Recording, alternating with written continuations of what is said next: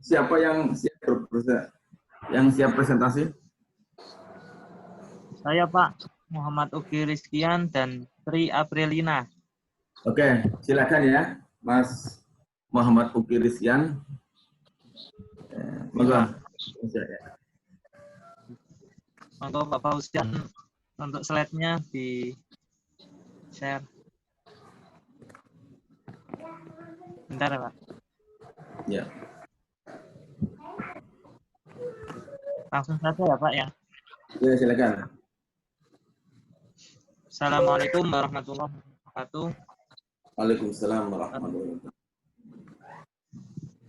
Yang saya hormati Pak dosen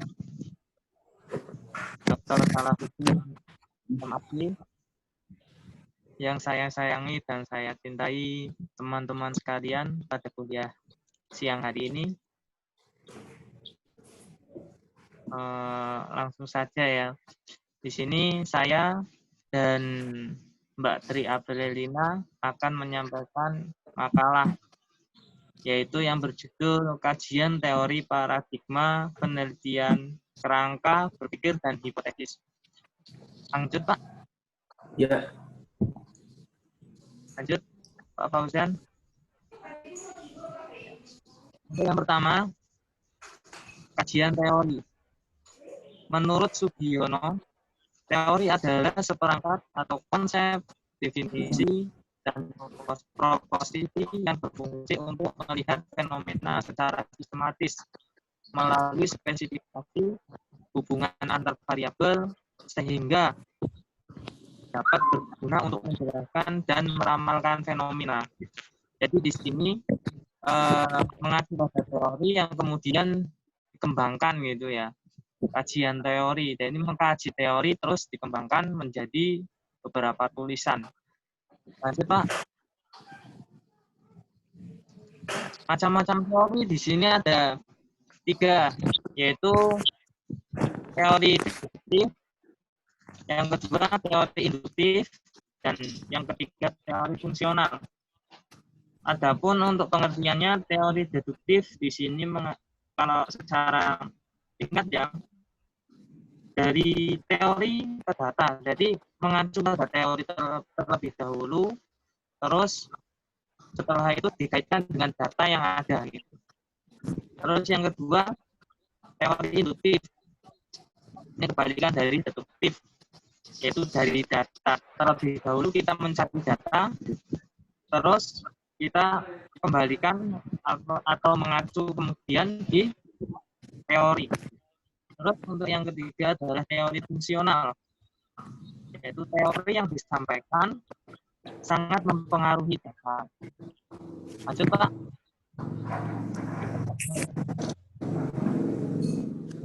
Yang kedua adalah paradigma. Di sini ada beberapa tokoh ya, tapi yang saya cakup di PPT itu adalah menurut Harmon. Yang lain ya bisa dibaca sendiri ya. Di sini menurut Harmon dalam bukunya yang berjudul Moleong, paradigma adalah cara mendasar untuk melakukan persepsi, berpikir, menilai, dan melakukan yang berkaitan dengan sesuatu secara khusus tentang realita. Ya. Lanjut Pak. Ini ada beberapa varian dari paradigma, ada 5 ya. Yang pertama adalah paradigma konstruktivistik, yaitu bentar. Yang kedua adalah paradigma positivistik, yang ketiga adalah paradigma pragmatis, yang keempat adalah paradigma subjektivis, dan yang terakhir adalah paradigma kritis. Adapun untuk pengertiannya, yang pertama paradigma konstruktivistik di sini adalah mempercayai data yang real atau nyata atau yang terlihat gitu. Kalau tidak terlihat, ini tidak akan dipercayai pada paradigma ini ya. Untuk yang kedua, paradigma positivistik. Di sini mengandung arti hanya data yang valid saja yang dikembangkan. Apabila ada data yang valid, maka akan dikembangkan. Kalau tidak, ya tidak akan dikembangkan pada paradigma ini.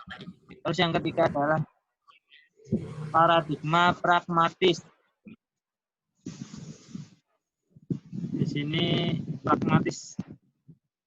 Ya. Yang keempat, paradigma subjektivis yang mengandung arti kepercayaan si peneliti, yaitu menurut dari si peneliti tersebut. Ini yang baik dan ini yang tidak baik, maka yang dipilih saja oleh si peneliti ini. Terus yang terakhir adalah paradigma kritis, yaitu mengkritik sebuah teori yang sudah ada. Jadi sudah ada teori, terus dikembangkan, tetapi dikritik, dicari kesalahannya, gitu ya. Secara bahasanya kayak gitu, dicari kesalahannya, terus di situ langsung diperbaiki. Ini loh yang baik, ini loh yang pas, ya. Untuk yang lanjut Pak. Udah. Ya. Untuk yang kerangka berpikir ini akan dijelaskan oleh Mbak Tri, ya, Mbak Tri Aprilina. Silakan Mbak Tri. Ya. Kerangka berpikir. Pengertiannya, kerangka berpikir merupakan model konseptual tentang hubungan teori dengan berbagai faktor yang telah diidentifikasi sebagai masalah yang penting. Kerangka berpikir juga merupakan gambaran mengenai hubungan antar variabel dalam penelitian yang diuraikan oleh jalan pikiran menurut kerangka logis. Ada pula yang berpendapat bahwa kerangka berpikir adalah dasar pemikiran dari penelitian yang disintesiskan dari fakta, observasi, dan telaah penelitian. Selanjutnya itu slide selanjutnya, Pak. Prosedur penyusunan kerangka berpikir. Yang pertama yaitu menetapkan variabel yang diteliti. Untuk menentukan kelompok teori apa yang perlu dikemukakan dalam menyusun kerangka berpikir, untuk pengajuan hipotesis, maka harus ditetapkan terlebih dulu variabel penelitiannya. Berapa jumlah variabel yang diteliti dan apakah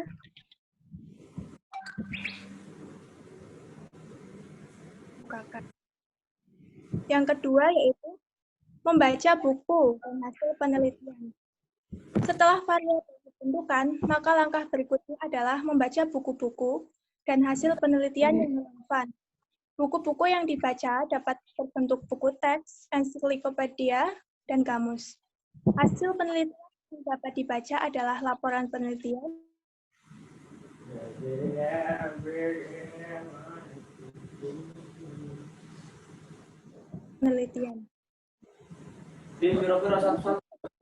dan dibaca dapat dikemukakan dengan variabel yang diteliti. Seperti telah dikemukakan, deskripsi teori berisi tentang definisi terhadap masing-masing variabel yang diteliti. Uraian rinci tentang ruang lingkup setiap variabel dan kedudukan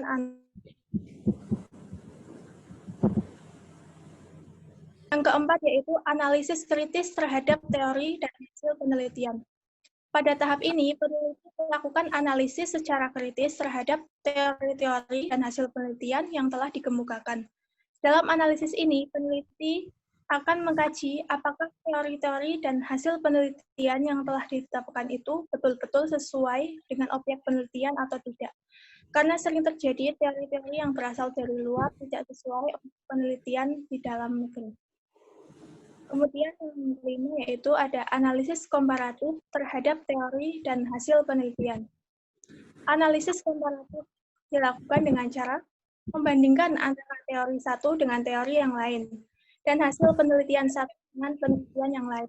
Melalui analisis komparasi ini, peneliti dapat memadukan antara teori satu dengan teori yang lain atau mereduksi bila dipandang terlalu luas.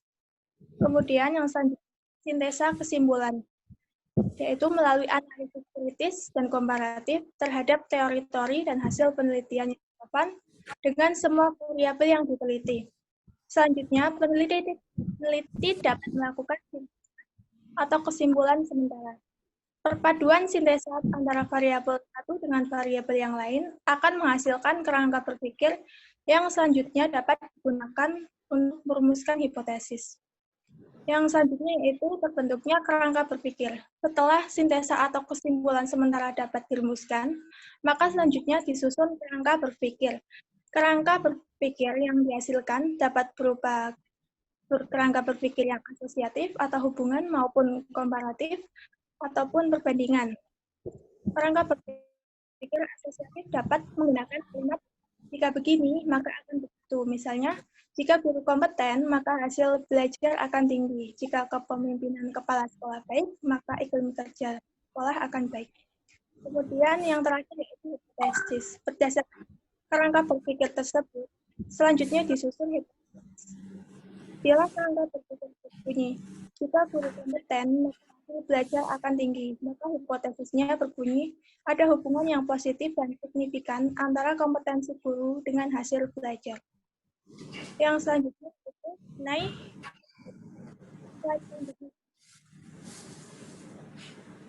hipotesis. Pengertian hipotesis menurut Suharsimi Arifkunto adalah suatu jawaban yang bersifat sementara terhadap perumusan masalah penelitian hingga terbukti melalui data yang terkumpul. Hipotesis merupakan jawaban sementara terhadap perumusan masalah penelitian, yaitu rumusan masalah penelitian telah dinyatakan dalam bentuk kalimat pernyataan. Dikatakan sementara karena jawaban yang diberikan baru didasarkan pada teori yang relevan, belum didasarkan pada fakta empiris yang diperoleh melalui pengumpulan data. Jadi, hipotesis dikatakan sebagai jawaban teoretis terhadap perumusan penelitian, belum jawaban yang empiris dengan data. Kemudian selanjutnya ada macam-macam hipotesis. Yang pertama, argumentasi. Menunjukkan dugaan tentang terjadinya suatu peristiwa, perbedaan-perbedaan atau variabel-variabel yang terjadi. Pernyataan tersebut di atas secara sistematis sehingga tampak suatu pernyataan yang merupakan konsekuensi atau kesimpulan dari pernyataan sebelumnya. Yang selanjutnya yaitu hipotesis deskripsi. Tentang bagaimana suatu peristiwa, benda, dan variabel terjadi. Yang ketiga yaitu ada hipotesis kerja.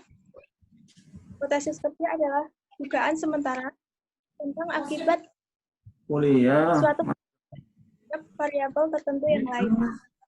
Variabel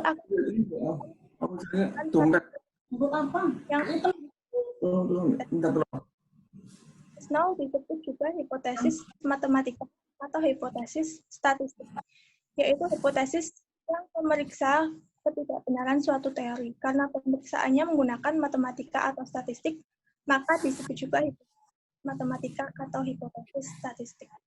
Demikian, terima kasih dari kami. Banyak terima kasih.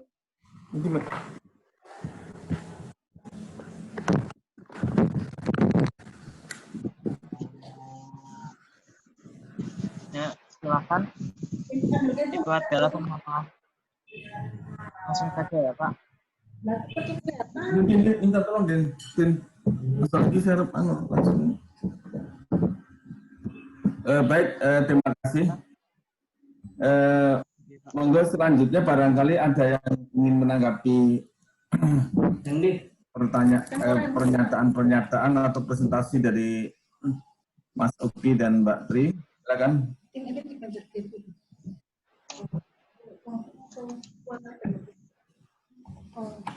Ya, silakan siapa yang mau bertanya. Kalau ada pertanyaan yang kurang, beberapa yang kurang paham bisa ditanyakan. Assalamualaikum.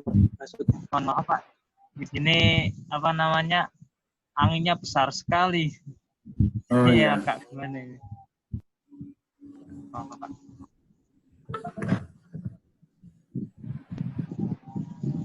Ya, siapa yang mau bertanya? Assalamualaikum. Waalaikumsalam. Dan para pemakalah. Oke. Dan Mbak April. Saya mau bertanya perihal materi makalah jenengan kan tadi sudah dipaparkan mengenai kerangka berpikir sampai hipotesis. Pertanyaannya simpel saja. Yang ingin saya tanyakan pertama, apakah setiap penelitian itu harus merumuskan hipotesis? Itu yang pertama. Yang kedua itu, bagaimana sih cara kita menentukan hipotesis yang sesuai? Mengingat kan tadi yang dipaparkan pemakalah itu ada 4, yaitu bagaimana cara kita menentukannya jenis hipotesis yang sesuai untuk ya. Terima kasih para pemakalah dan Pak dosen. Assalamualaikum warahmatullahi wabarakatuh. Waalaikumsalam warahmatullahi wabarakatuh.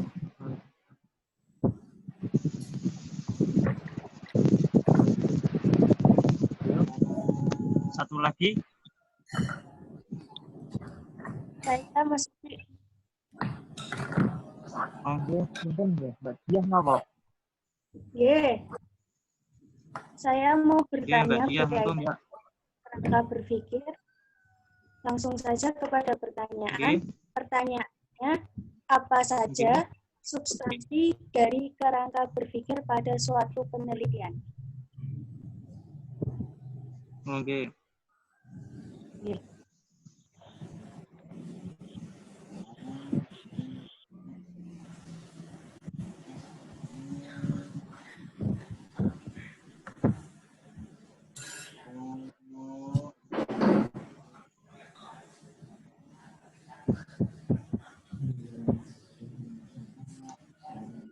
Gimana?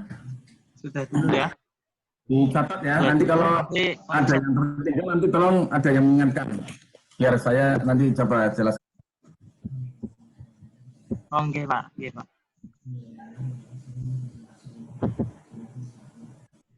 Untuk sesi awal, 2 pertanyaan dulu ya. Monggo, Mbak Tri dulu apa saya dulu ini yang menjawab? Bebas. Tangan dulu aja ya. Ya. Oke, monggo, Mbak.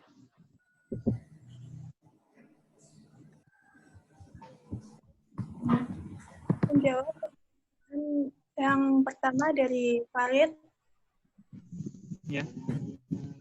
Apakah setiap penelitian harus merumuskan hipotesis?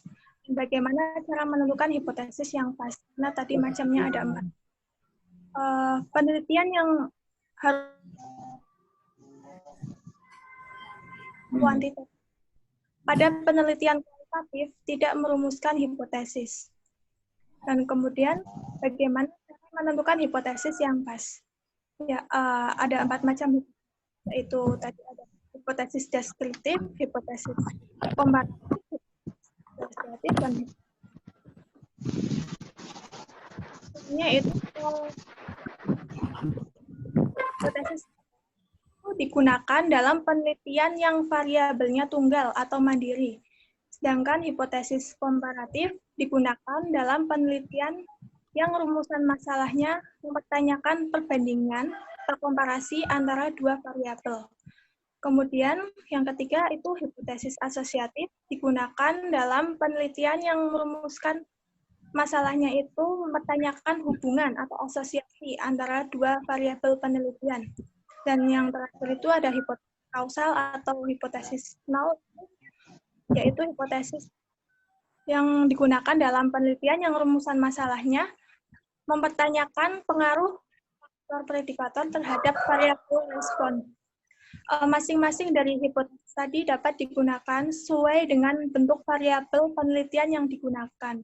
Apakah penelitian menggunakan variabel tunggal, mandiri, atau penelitiannya variabelnya jamak. Jika digunakan variabel jamak, maka akan ditentukan dari apa yang ingin diketahui peneliti dalam rumusan masalah. Yaitu saja. Kemudian menjawab pertanyaan dari Mbak Nadia. Substansi kerangka. Oh, gimana Pak? Monggo. Substansi penyusunan kerangka berpikir. Yang pertama itu alasan dilakukan penelitian. Itu substansi yang pertama. Yang kedua itu ada alasan melakukan proses penelitian. Dan yang ketiga itu sesuatu yang diperoleh dari penelitian. Dan yang keempat itu kegunaan hasil penelitian. Itu saja, Pak. Silakan kalau mau ada yang menambahkan. Oke, monggo ini Pak Rosian, tolong dibukakan lagi untuk PPT Pak Rosian. Saya menambahkan yang kerangka berpikir, Pak. Tolong Pak ya. Mas, tolong Mas, minta tolong.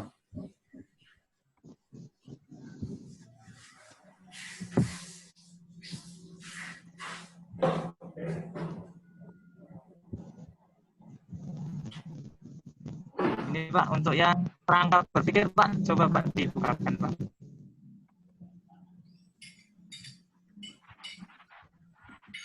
Kerangka berpikir. Atas itu Pak.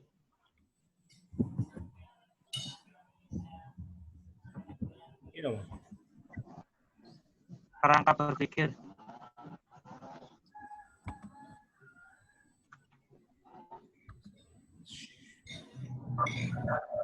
Pak Rosian? Ya. Yang mana ya?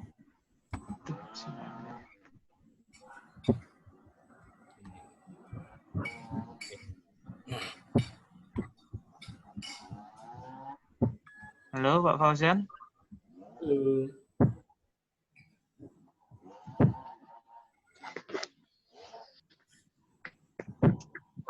Situ.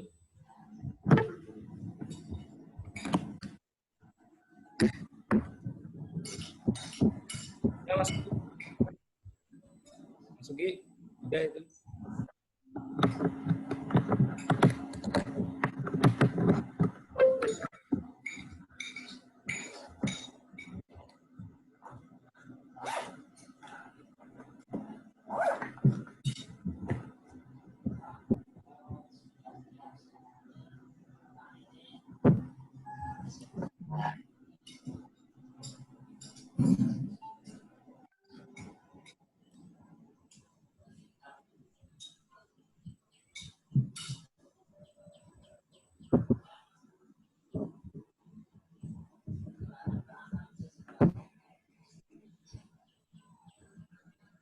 Monggo pemakalah. Mbak Tri sama Mas Uki.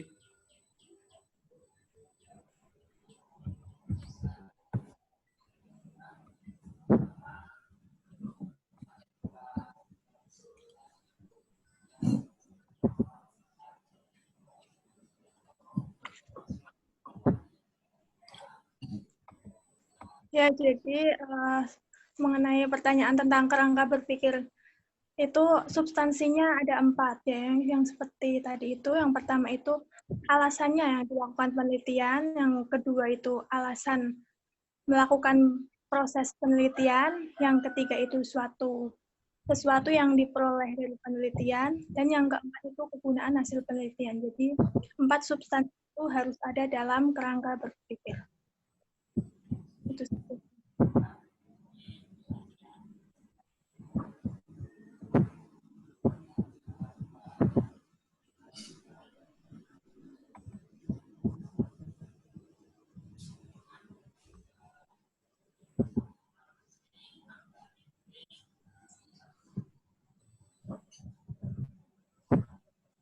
Monggo Bapak dosen, saya kembalikan waktu. Terima kasih. Saya ingin memberikan beberapa stressing. Yang pertama tentang kerangka tentang teori ya, kajian teori. Jadi kajian teori itu merupakan, ini saya ganti laptop, cari filenya itu belum ketemu, tapi tidak apa-apa lah. Jadi kajian teori itu merupakan satu kajian terhadap beberapa variabel ya, yang menjadi landasan atau menjadi dasar di dalam melakukan analisis. Ya, jadi ketika kita melakukan kajian teori itu, berangkatnya itu adalah dari variabel-variabel apa ya, yang menjadi pokok bahasan dalam penelitian itu. Ya. Kemudian kita harus mencari landasan-landasan ya dari variabel yang akan kita eksplorasi itu. Contohnya misalnya ada satu penelitian ya bertujuan ingin melakukan misalnya hubungan antara motivasi dan prestasi ya, atau misalnya hubungan antara kepemimpinan kepala sekolah dengan kinerja guru ya. Nah, berarti di situ ya Anda harus mengeksplorasi ya teori-teori tentang kepemimpinan ya. Teori-teori kepemimpinan ya itu saya kira banyak ya. Ada teorinya Delienji misalnya ya, atau juga teori-teori yang lain termasuk misalnya teori dari tokoh-tokoh yang terkenal semacam dari Ki Hajar Dewantara misalnya ya, yang punya satu teori tentang tentang kepemimpinan, bagaimana seorang pemimpin itu harus mempunyai sikap kepuri hamdayani inge arsosun tolado ing maju mangun karso dan seterusnya. Itu misalnya itu kita jadikan sebagai pegangan. Nah, kemudian itu menjadi satu dasar di dalam kita melakukan eksplorasi. Karena apa? Teori itu nanti yang akan menjadi acuan ya di dalam kita mendapatkan data ya. Ya, jadi teori-teori itu kita paparkan. Kalau dalam penelitian kuantitatif, maka teori itu akan menjadi dasar dalam kita menyusun instrumen ya. Jadi di dalam ketika kita akan menyusun instrumen itu, maka mau tidak mau kita harus mempunyai teori yang jelas ya. Tentang motivasi misalnya kita harus tahu ya apa itu motivasi ya. Kemudian macam-macam motivasi itu apa. Kemudian indikator-indikatornya. Nah, indikator-indikator itulah yang nanti akan menjadi acuan di dalam kita membuat instrumen ya atau menyusun angket. Ya. Bagaimana dengan kualitatif? Ya, kualitatif juga sama. Jadi teori itu akan menjadi sebuah acuan di dalam kita nanti melakukan eksplorasi. Misalnya ketika kita akan bicara tentang keberagamaan ya, keberagamaan, maka di situ kita harus misalnya nih hubungan atau relasi keberagamaan dengan kesadaran membayar pajak misalnya ya. Misalnya ini kita jadikan pada penelitian kualitatif ya. Kalau kuantitatif juga bisa pada penelitian kualitatif. Jadi kita ingin melihat orang-orang yang sadar beragama itu apakah otomatis dia itu taat pajak dia. Ya. Atau mungkin secara umum ya. Apakah orang yang sadar beragama, apakah dia itu otomatis disiplin ya, disiplin berlalu lintas misalnya dia ya. Nah, ini kita bisa melakukan suatu eksplorasi tentang apa itu keberagamaan ya. Lah kita harus menggunakan teori tentang keberagamaan itu ya.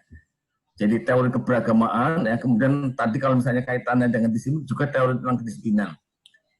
Teori keberagamaan misalnya teorinya Jamaluddin Ancok ya. Apa itu keberagamaan ya? Di keberagaman itu misalnya itu diekspresikan dalam beberapa sikap ya, mulai dari ada dimensi pemahaman ya, pemahaman tentang agama itu sendiri, kemudian ada dimensi pelaksanaan ya, bagaimana ya, pelaksanaan terhadap norma-norma yang ada, kemudian juga penghayatan ya, kemudian pengalaman rohani ya itu, bahkan sampai pada sikap ideologis ya, itu yang ada. Nah, ketika itu ya, itu nanti akan di breakdown ya. Nah, dilihat misalnya bahwa seorang yang beragama itu adalah orang yang paham. Seorang yang beragama itu adalah orang yang konsekuen dengan yang dipahaminya. Nah, kemudian dilihat dalam kenyataannya misalnya dia orang beragama, tapi dalam hal lalu lintas dia tidak peduli ya. Dia tidak pernah menggunakan helm ya. Bahkan nyerobot begitu saja tanda lalu lintas, rambu-rambu lalu lintas itu ya, itu dianggap sebagai hiasan ya. Ini kemudian nanti kita bisa memberikan sebuah simpulan bahwa ternyata tidak ada relasinya ya. Misalnya begitu ya. Misalnya ya. Kemudian Anda bisa kejar lebih lanjut ya. Kejar lebih lanjut ya. Mengapa terjadi begitu ya? Nah, itu nanti akan bicara lagi tentang teori dikotomi misalnya. Jadi gimana orang itu menganggap wilayah tersendiri antara agama dan kehidupan ya. Agama itu hanya wilayah spiritual ya. Agama itu hanya pada wilayah yang sifatnya rohani ya. Sedangkan wilayah yang sifatnya ya, sifatnya itu adalah kehidupan ya, itu dianggap beda urusan ya. Ini misalnya pada kesimpulan seperti itu.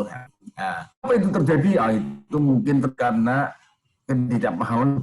Bisa jadi itu adalah flow dari doktrin sekularisme yang secara sadar atau tidak sadar itu masuk ya dalam mindset manusia ya, masyarakat misalnya itu bisa dilacak seperti itu. Jadi intinya teori itu akan menjadi acuan. Jadi dapat dikatakan macam pisau lah. Jadi ada realita. Realita itu kita komparasikan dengan teori ya.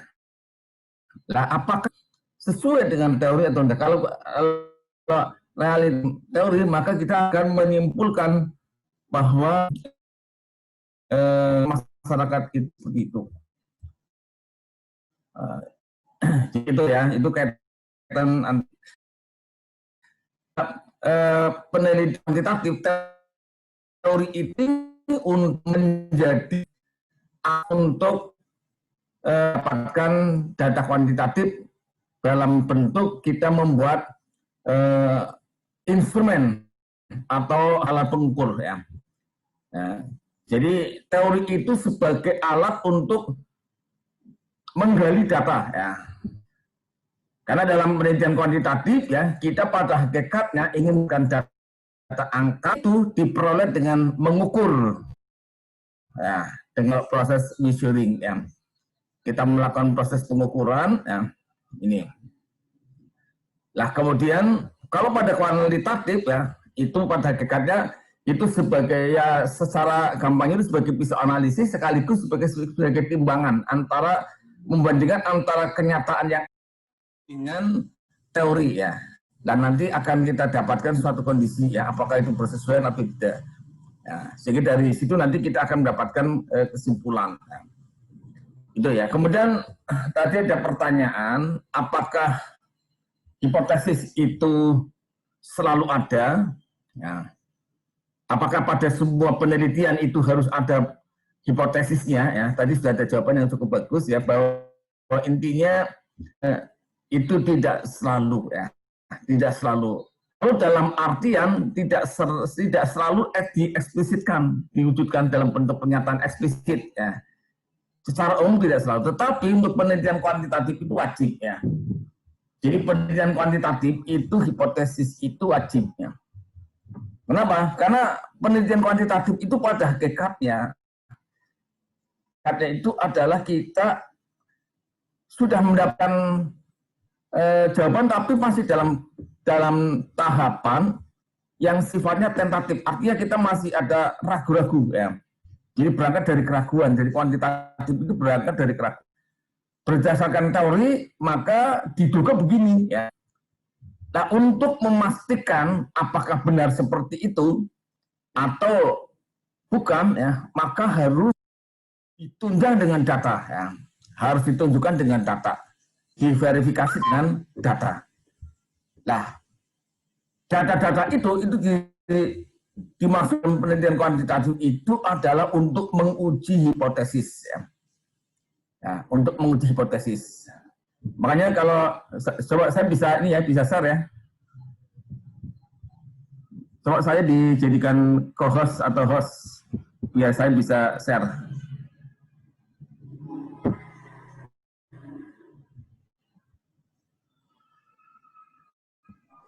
Oke, sebentar, Pak. Yang host, ya.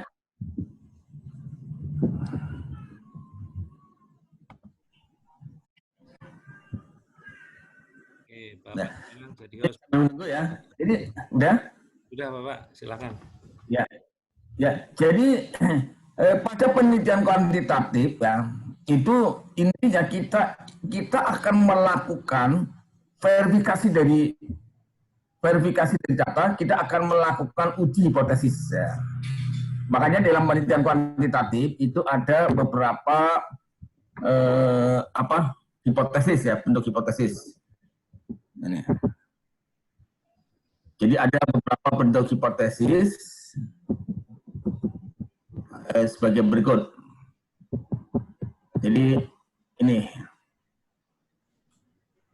Nah, jadi pertama kita lihat dulu apa itu hipotesis. Jadi hipotesis itu adalah pernyataan sementara yang menunjukkan dugaan. Ya.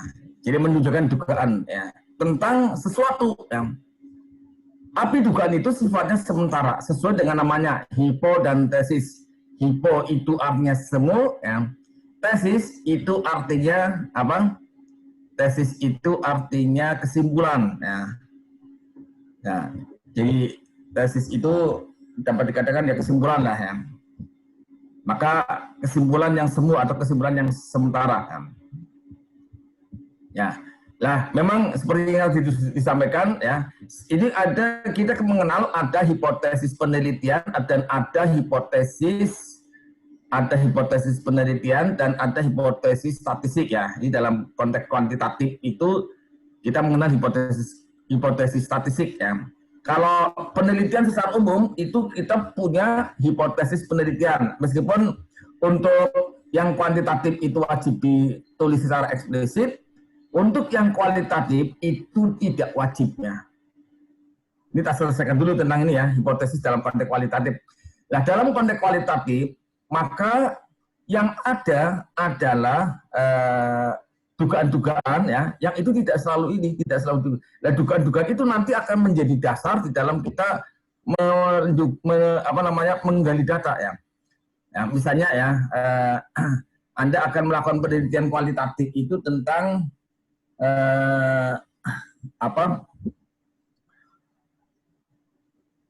keberagaman masyarakat desa Rawalagu misalnya dia. Nah, di situ pada hakikatnya kita ketika akan meneliti sudah punya gambaran ya. Ini meskipun kita ingin mendapatkan data, tapi pada hakikatnya sudah ada indikasi awal. Oh, ini di sana itu kelihatannya itu masyarakatnya itu religius ya. Nah, itu meskipun itu tidak diungkapkan, tetapi itu sebagai dasar ya untuk kita mengungkapkan ya atau menggali data-data itu ya. Jadi itu sebagai katakanlah hipotesis dalam kualitatif itu sebagai inilah sebagai itu merupakan arahan-arahan ya yang itu tidak selalu ditulis ya. Bagaimana kalau ditulis? Boleh saja sih, dalam kualitatif boleh saja ditulis, tapi umumnya tidak usah ditulis. Jangan pada kuantitatif ditulis. Nah, saya ingin menjelaskan tentang yang kuantitatif tadi ya. Dalam kuantitatif itu nanti ada hipotesis penelitian, kemudian ada hipotesis statistik ya. Ya, hipotesis statistik ya, ini selalu ada dua. Yang pertama yang disebut dengan hipotesis nol ya, dan hipotesis alternatif. Nah, yang keduanya itu saling berpasangan ya atau komplement ya dan saling berlawanan ya. Hipotesis nol itu merupakan pernyataan yang nilainya negatif ya, umumnya negatif ya. Jadi berbeda atau berbalikan dengan hipotesis penelitian. Ya. Sedangkan hipotesis alternatif merupakan hipotesis yang umumnya itu merupakan pernyataan positif ya. Nah, maka tadi Anda sudah menjelaskan hipotesis itu dibedakan ada hipotesis deskriptif, asosiatif, dan juga hipotesis komparatif ya. Ini bisa kita lihat ya, hipotesis deskriptif itu untuk hipotesis tentang variabel tunggal ya, dan tidak melakukan perbandingan ya. Contohnya misalnya ini ya, seberapa lama daya tahan lampu ya, daya tahan lampu misalnya 800 jam ya. Seberapa tinggi produktivitas, seberapa besar daya tampung, seberapa lama daya belajar ya. Jadi manusia itu ternyata juga ada batasan maksimal ya, belajar itu berapa lama dia ya. Anda itu kuliah jam berapa tadi? Ya, ini mungkin ada batas maksimalnya ya. Jadi kalau misalnya sampai tidur ya, sampai malam ya, saya kira Anda tidak akan efektif lagi ya. Makanya ada waktu-waktu istirahat dan sebagainya. Ini deskriptif ya. Jadi deskriptif itu untuk menduga variabel tunggal. Tentang keberagamaan misalnya ya, seberapa tinggi ya seberapa kuat kesadaran beragama masyarakat desa Rawalagu misalnya dia. Ini hipotesis deskriptif ya. Jadi kita hanya menguji satu hipotesis tunggal ya. Nah, dalam konteks ini ya, maka kita hanya menguji. Nah, tetapi kalau saya sarankan sih untuk di hipotesis deskriptif ini tidak selalu rumit dengan statistiknya ya. Jadi yang penting Anda punya dugaan apa, kemudian Anda dapat data ya, tidak usah pakai hipotesis statistik lah, itu nanti malah tambah rumit ya. Itu untuk hipotesis deskriptifnya. Kemudian kalau hipotesis asosiatif itu adalah menunjukkan tentang adanya hubungan atau gejala dua variabel atau lebih ya. Jadi untuk melihat, biasa juga disebut dengan hipotesis nah, apakah terdapat korelasi yang signifikan antara keaktifan dalam berorganisasi dengan prestasi akademik ya. Nah, ini tadi rumusan masalah. Jadi memang ada hubungan, ada relasi antara hubungan hipotesis ya, hipotesis penelitian dan hipotesis statistik ya. Ada dari rumusan masalah seperti ini, maka kemudian muncul hipotesis ya. Jadi pertanyaan, apakah terdapat ya korelasi antara keaktifan dalam berorganisasi dengan prestasi akademik misalnya. Ini muncul hipotesis penelitian ya, terdapat korelasi yang signifikan antara keaktifan dalam organisasi dengan prestasi akademik misalnya gitu. Ya. Nah, atau ini. Nah, dari hipotesis penelitian ini kemudian kita bisa breakdown hipotesis statistiknya ya. Ada dua, H0 dan H0. H0 itu pernyataan yang berbalikan dengan hipotesis penelitian. Jadi kalau di sini mengatakan terdapat, maka di sini H0-nya mengatakan tidak terdapat. HA-nya itu sejalan dengan hipotesis penelitian. Nah, H0 mengatakan tidak terdapat, sedangkan HA-nya mengatakan terdapat. Nih. Nah, nanti penelitian itu pada hakikatnya itu untuk memilih di antara H0 dan HA yang benar itu yang mana. Ya, untuk menentukan yang benar mana itu kita perlu data. Ya.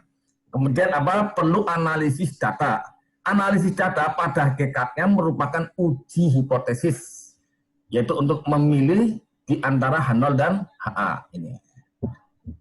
Contoh lain misalnya, adakah korelasi antara gaya kepemimpinan dengan efektivitas kerja? Ya. Nah, di sini hipotesis penelitiannya mengatakan terdapat korelasi yang signifikan antara gaya kepemimpinan dengan efektivitas kerja. Ya. Statistiknya mengatakan H0-nya ini ya. Tidak terdapat, hanya mengatakan terdapat. Ini. Kemudian kalau komparatif, komparatif itu maksudnya adalah untuk menunjukkan adanya perbedaan antara dua variabel dengan variabel lainnya ya. Jadi dua variabel itu apakah sama atau ada perbedaan ya. Nah, kemudian bisa dikejar lagi. Kalau berbeda, mana yang lebih baik, mana yang lebih kuat. Ya. Misalnya ini, ada dua metode mengajar. Ya. Ada dua metode mengajar, misalnya dalam PAI ya, itu metode pembelajaran itu apa misalnya? Ada yang bisa memberi jawaban. Metode pembelajaran yang Anda gunakan itu selama ini apa? Mas Uki, metode apa misalnya? Apa Pak? Metode pembelajaran dalam TAI misalnya apa? Metode ceramah Pak, bisa. Metode ceramah sama? Metode apa lagi? Demonstrasi. Apa? Lupa Pak. Hah? Itu kayaknya kan Terus apa lagi? ada demonstrasi, bahkan ada istilah itu banyak sekali, ada 1001, power Banyak, of two, dan ada jigsaw ya dan sebagainya. Ya, katakanlah misalnya ya secara sederhana kita ingin membandingkan antara metode pembelajaran jadi perbandingan hasil belajar perbandingan prestasi antara pembelajaran dengan metode ceramah dan metode demonstrasi misalnya dia. Ya itu komparasi. Ya. Nah, dalam hal ini berarti kita mengkomparasikan antara dua hal ya. Antara satu perlakuan dengan jadi yang bisa dikomparasikan itu bisa apa? Bisa hasil dari suatu perlakuan. Hasil dari perlakuan ya. Atau hasil dari kelompok ya.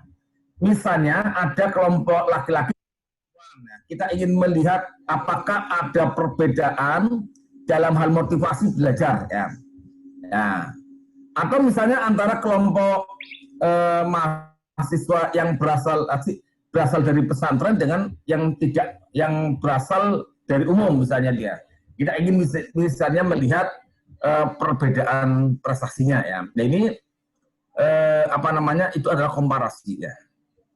Nah dalam komparasi ini ya, jadi dalam hal ini kita ingin membandingkan ya dua sampel atau lebih ya, yang masing-masing itu bisa berpasangan atau independen. Maksudnya begini ya, yang berpasangan itu kalau keduanya itu saling terkait ya. Misalnya apa? Jadi satu sumber data itu menghasilkan dua data. Contohnya apa? Ada suatu pelatihan ya, ada pelatihan ya. Kemudian sebelum mengikuti pelatihan itu dites dulu, namanya apa? Pretest ya. Kita melakukan pretest. Kemudian setelah itu pelatihan, di akhir pelatihan kita melakukan post-test ya. Berarti kan di situ nanti setiap individu itu ada dua data ya. Data pretest dan data post-test. Dibandingkan ya. Nanti hasilnya itu nanti akan menunjukkan apakah pelatihan itu memberi dampak atau tidak ya. Atau dengan bahasa lain apakah pelatihan itu efektif atau tidak ya. Dikatakan efektif itu kalau hasilnya itu lebih baik dari sebelumnya ya. Post-test itu lebih baik dari tes misalnya secara umum ya. Itu namanya dua sampel yang berpasangan ya. Karena satu individu itu mempunyai dua nilai. Kalau sampel yang independen ya, itu kalau ada dua kelas misalnya kelas A dan kelas B ya. Masing-masing kan terpisahkan ya, kan masing-masing itu kan tidak terkait ya. Di kelas A itu didapatkan suatu data tertentu, kemudian di kelas B juga didapatkan data tertentu, kemudian kita bandingkan ya. Itu namanya dua sampel independen. Oke. Saudara-saudara sekalian, hipotesisnya ini juga nanti kita akan melihat ya seperti ini ya. Jadi dari rumusan masalahnya itu apa, kemudian hipotesis penelitiannya itu ya, misalnya apakah terdapat perbedaan prestasi akademik antara mahasiswa putra dengan mahasiswi ya, dengan mahasiswa putri atau mahasiswi ya. Nah, jadi di sini hipotesis penelitian yang mengatakan terdapat misalnya dia. Hipotesis statistiknya ya, H0 mengatakan tidak terdapat, H-nya mengatakan terdapat. Nah, misalnya gitu. Kemudian apakah terdapat perbedaan efektivitas mengajar antara metode active learning dengan metode ceramah? Nah, maka hipotesis penelitiannya mengatakan apa? Terdapat perbedaan efektivitas mengajar antara metode dengan metode ceramah. Hanul yang mengatakan tidak terdapat hanya mengatakan tidak terdapat. Oke, itu tentang hipotesis ya. Nanti silakan kalau memang ini mau di-share boleh ya. Jadi pertanyaan apa lagi ya yang saya lupa itu yang ingin saya bantu. Ada lagi Mas Oki? Pertanyaannya itu Gimana? ini saya sudah catat ya Pak. Untuk pertanyaan yang kedua itu berarti apa saja substansi dari kerangka berpikir pada penelitian? Tadi sudah dijawab sama Mbak Tri. Itu, Pak. Iya. Ya, saya kira gitu ya. Apa namanya? Jadi substansi jadi kerangka berpikir itu ya. Jadi memang Anda harus membedakan antara kajian teori dengan kerangka berpikir ya. Antara kajian teori dengan kerangka berpikir. Jadi teori ya, kajian teori itu adalah Anda mengeksplorasi teori-teori yang akan digunakan ya. Yang itu biasanya adalah mengeksplorasi variabel ya. Jadi Anda harus memberikan mendapatkan data yang sejelas-jelasnya tentang itu ya. Teori itu seperti itu, kerangka teori seperti itu ya. Nah sekarang kerangka berpikir ya, kerangka berpikir itu adalah cara pandang kita ya. Cara pandang kita tentang masalah yang akan kita teliti. Ya, coba ya. Mudah-mudahan ada contoh ya. Jadi kerangka berpikir contohnya gini, misalnya kita akan meneliti tentang hubungan antara variabel X dengan variabel Y ya. Maka di sini kerangka berpikirnya bagaimana? Nah, itu enggak ada. Jadi kerangka berpikirnya adalah bahwa X ya itu adalah sesuatu yang menjadi penyebab terjadinya Y ya. Nah, X itu adalah sesuatu yang menjadi penyebab terjadinya Y.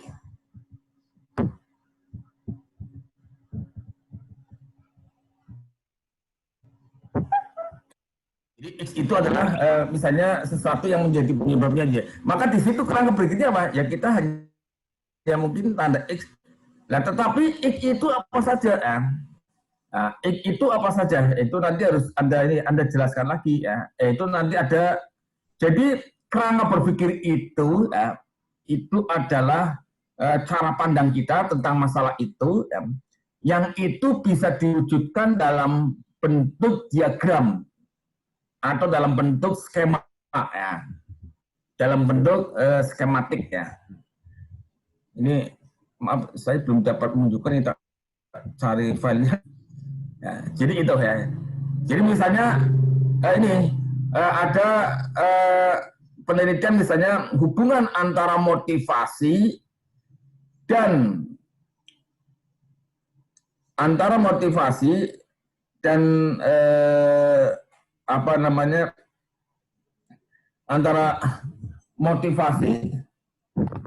suasana kerja atau suasana belajar ya, hubungan antara motivasi dan suasana belajar dengan prestasi misalnya. Nah, berarti di situ nanti ada X1, X2, X1-nya itu motivasi, X2-nya adalah suasana belajar ya. Ada panah bersama-sama menuju kepada Y ya. Nah, itu kerangka berpikirnya seperti itu. Nah, jadi kerangka berpikir itu sedapat mungkin itu diwujudkan dalam bentuk diagram ya. Bentuk diagram atau peta konsep lah semacam itu ya. Saya kira itu, Mas.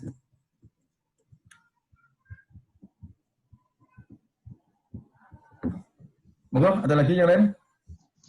Ini Pak, saya mau tanya, boleh Pak? Boleh. Oke. Walaupun saya pemakalah, tapi saya mau tanya. Iya. Tadi kan Bapak menyinggung tentang penelitian kuantitatif ya Pak ya. Saya mau tanya itu ciri-ciri dari penelitian kuantitatif, terus penelitian kualitatif itu depannya bagaimana, Pak? Itu dulu Ya, kan sebentar ketika ya. saya kan kuali, jadi saya lebih pahamnya kuali. Mungkin untuk S2 saya ya pengennya kuanti, Pak. Ya, Ini saya mau tanya dulu, Pak. Ya, terima kasih, Pak. ya, terima kasih. Sebentar ya.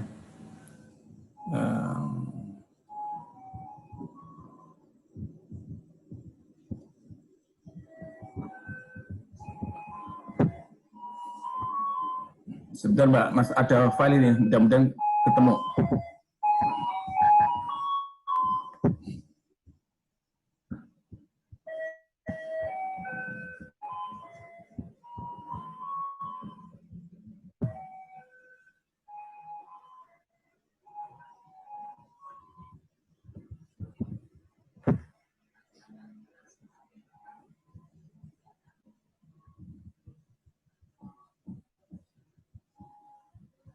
Ya, sebentar ya, Allahu Akbar.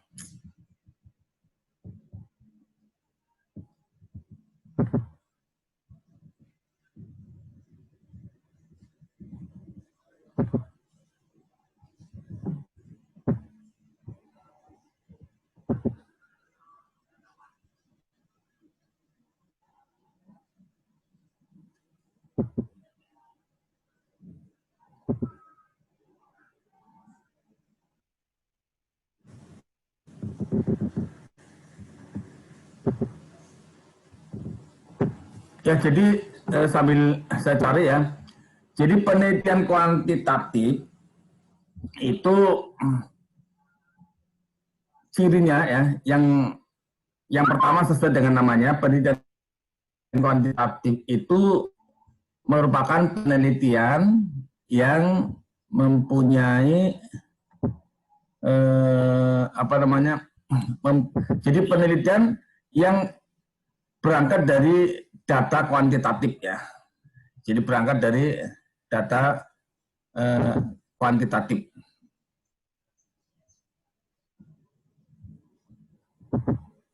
Jadi berangkat dari data kuantitatif artinya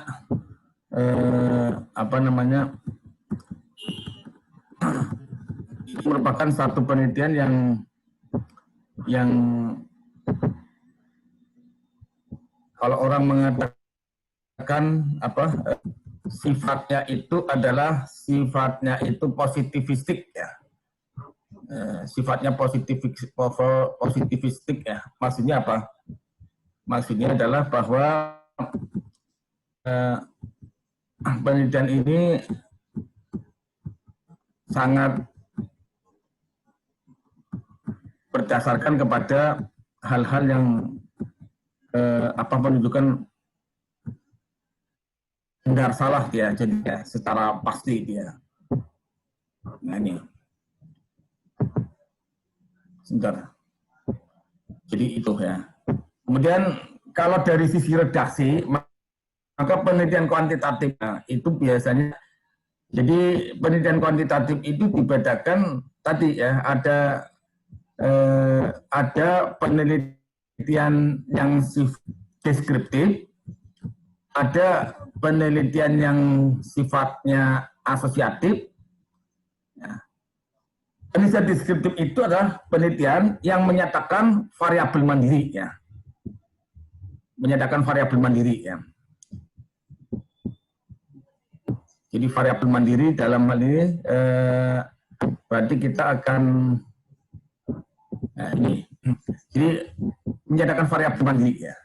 Kita hanya satu variabel ya. Kemudian kalau komparatif tadi membandingkan ya, kemudian ini. Jadi penelitian kuantitatif itu seperti itu ya. Jadi kita ingin mengeksplorasi satu variabel mandiri, tetapi stresinya adalah pada angka M, bukan pada sesuatu yang sifatnya verbalistik ya. Kalau kualitatif itu kan verbalistik ya, atau membandingkan. Nah, jadi maka kalau kita bisa melihat penelitian kuantitatif itu ya, di situ kalau yang sifatnya komparatif ya, ada kata-kata membandingkan ya, kemudian atau yang berkonotasi membandingkan. Kemudian yang hubungan misalnya ada kata-kata korelasi atau ada kata-kata pengaruh ya. Jadi kalau ada korelasi, ada pengaruh, itu kuantitatif seperti itu. Tapi kalau kata-katanya peranan itu apa coba kira-kira? Peranan kepala sekolah terhadap kemajuan sekolah. Itu menurut Anda itu kuantitatif apa kualitatif? Kualitatif. Kualitatif ya.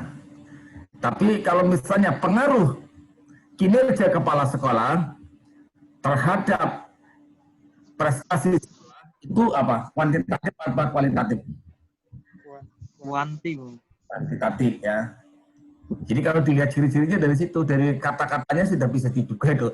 Jadi pada kuantitatif itu arahnya adalah kita akan mengeksplorasi itu menghasilkan data angka itu, data kuantitatif, data numerik itu seperti itu. Sedangkan pada penelitian kualitatif, ya, eksplorasi terhadap variabel ya, itu akan menghasilkan keterangan, ya, akan menghasilkan keterangan atau sesuatu yang sifatnya verbal. Ya. Itu pada kemudian penelitian kuantitatif itu juga mempunyai satu ciri, yaitu sifatnya apa? Sifatnya adalah sesuatu yang sifatnya inferensia ya. Maksud inferensia itu apa? Maksud dari inferensia itu adalah bahwa penelitian itu akan menghasilkan sebuah kesimpulan untuk sesuatu yang lebih besar. Ya. Nah, jadi dari sesuatu yang kecil itu ya kemudian kita bisa mendapatkan satu gambaran yang itu penelitian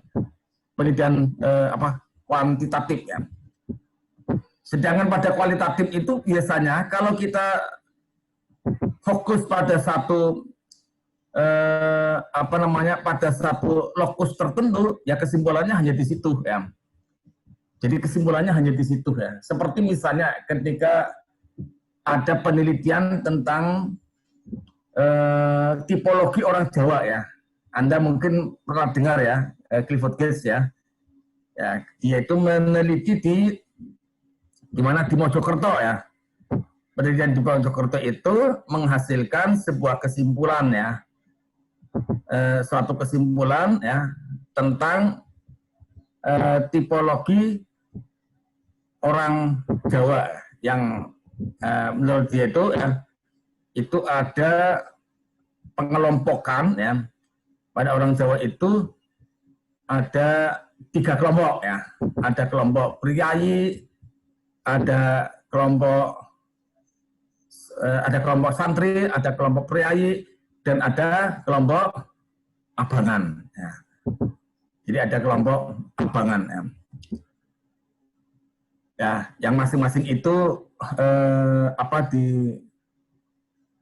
dikelompokkan berdasarkan ciri-ciri ya, yang berdasarkan karakteristik yang dia perhatikan ya, dia amati sekian lama. Ya. Nah, kesimpulan itu, saudara sekalian ya, itu sebenarnya itu hanya dia tidak punya pretensi bahwa itu akan berlaku untuk semua masyarakat Indonesia, masyarakat Jawa ataupun masyarakat Indonesia. Dia hanya menyimpulkan itu di mana, di Mojokerto ya. Penelitian dia itu kan di Mojokerto ya. Dia hanya di situ saja.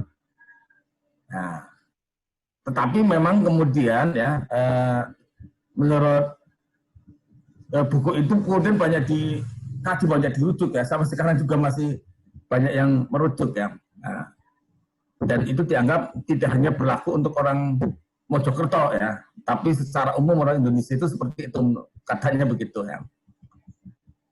Ya, jadi kembali bahwa sebenarnya penelitian kualitatif yang dilakukan oleh Clifford Geertz itu hanya berlaku di situ saja, tapi kemudian itu bisa digeneralisasi ya, atau dilakukan oleh orang-orang itu kemudian dianggap berlaku. Tapi itu sebenarnya juga tidak tepat ya generalisasi itu. Ya. Nah, sedangkan pada penelitian kuantitatif ya kita mengambil mengambil pengamatan terhadap suatu objek tertentu ya, kemudian kita bisa melakukan penyimpulan untuk populasi di mana objek itu diambil ya. Ini saya sudah pernah share belum ya? Coba tak tunjukkan ya. Tak tunjukkan ini yang tentang generalisasi ini.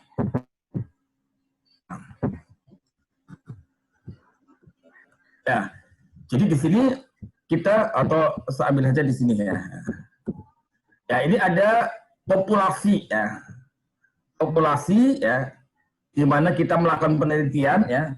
Jadi objek yang kita teliti itu kita sebut sebagai populasi. Tapi kalau populasi itu jumlahnya banyak, maka kita bisa mengambil sampel. Ya. Sampel itu kemudian kita eksplorasi, kita teliti ya.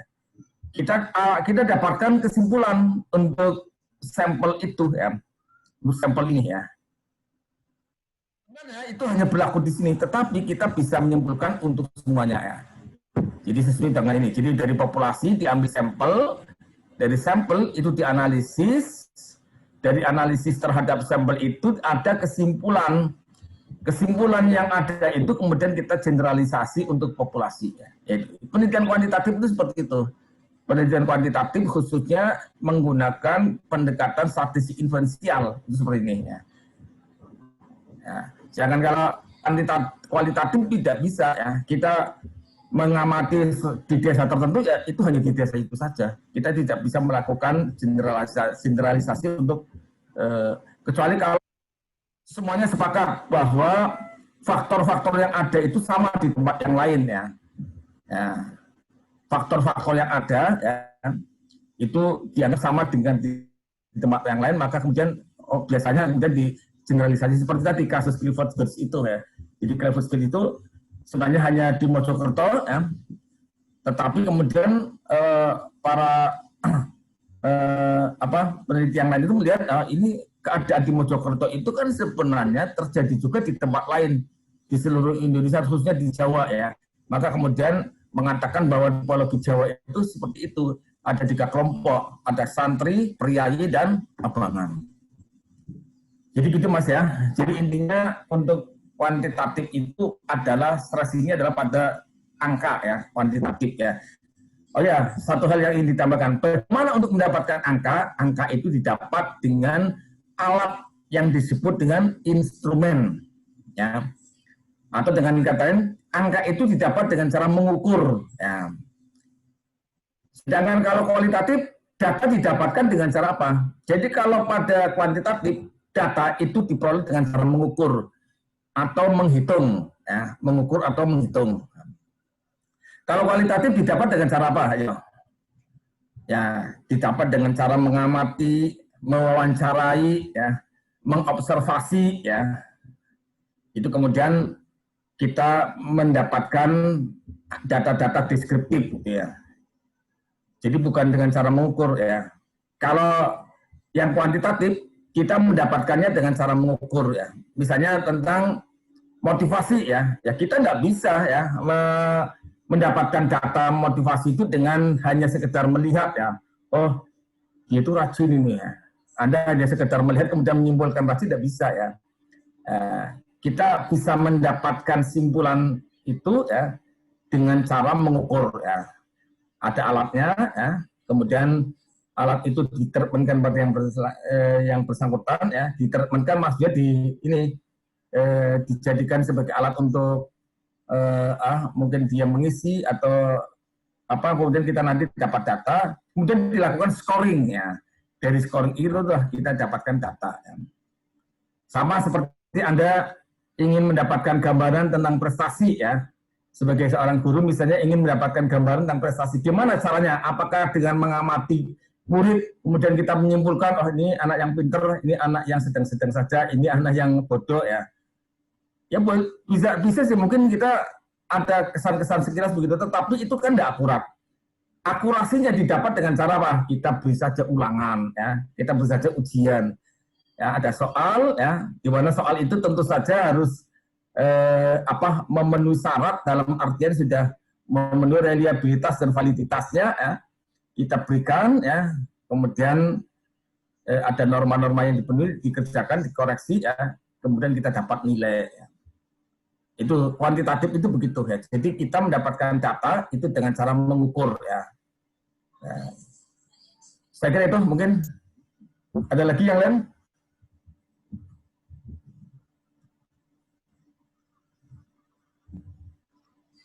Pak, maaf, izin bertanya.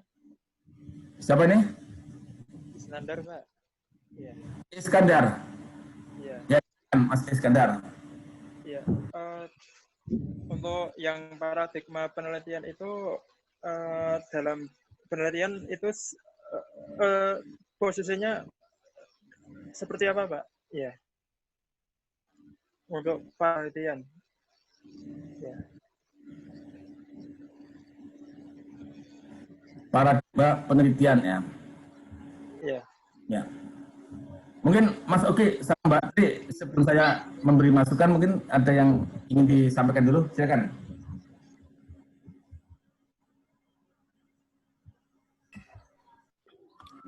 Bisa diulangi Mas Isnandar? Suaranya kecil, Mas. Iya. Maaf, saya mencoba izin bertanya ya, kaitannya dengan paradigma penelitian. Mungkin urgensi dari paradigma penelitian itu seperti apa, Mas Uki? Ya. Oke, urgensinya. Oke. Ini menurut saya ya, mungkin ya kalau kurang tepat bisa ditambahi sama Pak dosen, Mas ya. Ya. Jadi paradigma itu pada penelitian cara untuk mengemukakan persepsi, berpikir, menilai dan melakukan penelitian atau riset itu apa namanya?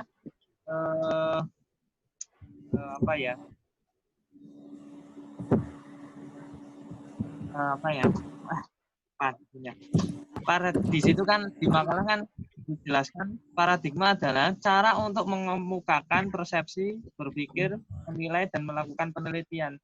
Jadi adalah caranya adalah mengemukakan penelitiannya tersebut. Di situ dengan memulai penelitian, terus dengan ketika memulai maka berpikir apa yang harus dikerjakan, terus setelah itu menilai, dan untuk langkah selanjutnya melakukan riset gitu. Itu Mas. Gimana Mas Isnandar? Iya, Mas Uki. Jadi mungkin semacam garis besar dalam penelitian itu kok Mas Uki. Jadi ya, kayak langkah gitu. saran keseluruhan. Ya. Berarti langkah-langkah sebelum melakukan penelitian gitu. Oke.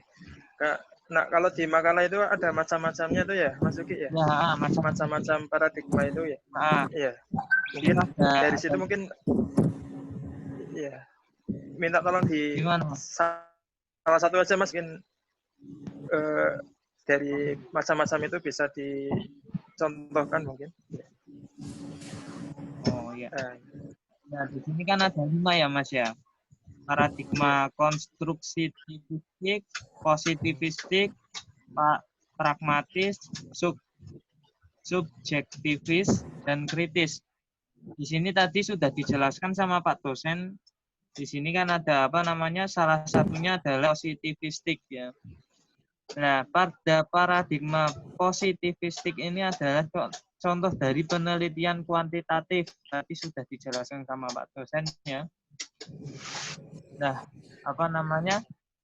untuk yang konstruktivistik mungkin kan itu bermacam ya Mas.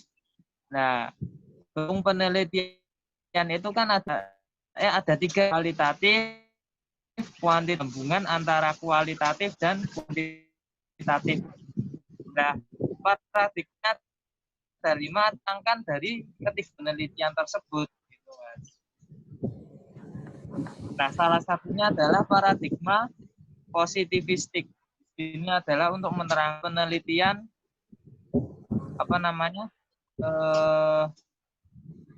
kuantitatif. Mungkin untuk yang lebih lanjutnya, yang lebih mungkin bisa dijelaskan oleh Pak dosen.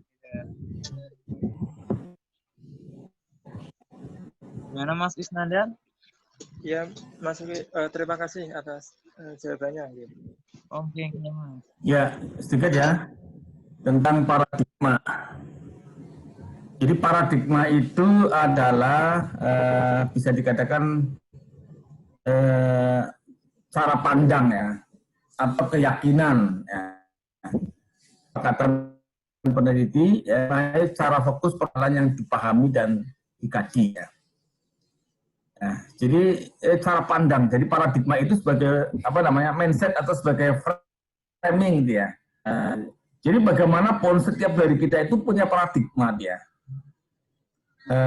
punya cara pandang tersendiri. Nah, pada penelitian eksak paradigmanya itu positivistik. Jadi positivistik itu adalah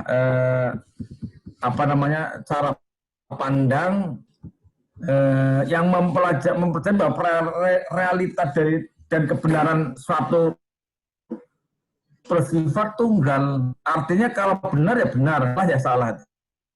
Ya. Jadi misalnya tentang keberagaman tadi itu bisa diukur ya. Hasil dari pengukuran itu nanti akan dapat skor. Itulah yakin itu seperti itu. Itu positivistik. Ya.